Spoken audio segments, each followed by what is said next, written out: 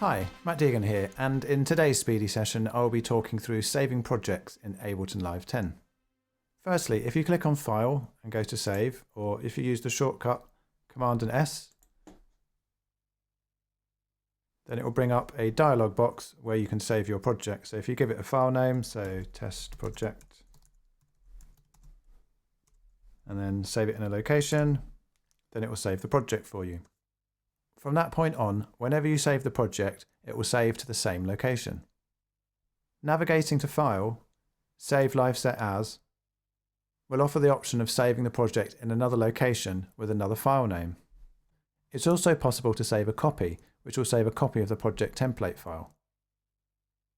If a sample was saved in a location and then moved afterwards, Ableton will lose the reference to that sample. As a result, when the project is opened, Sample Offline will be displayed. If samples are missing, at the bottom of the project, it will come up and say media files are missing. If you click on that, then you can locate the files. You can either do an automatic search, or you can search for a folder if you know where the location is.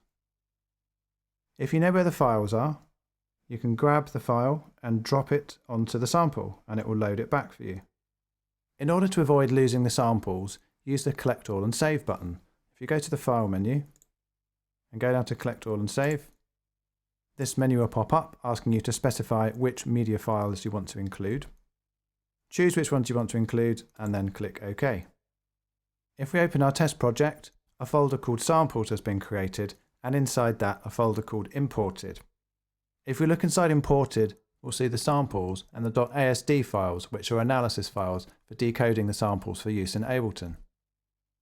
If a sample was recorded in Ableton, a second folder called Recorded will be created.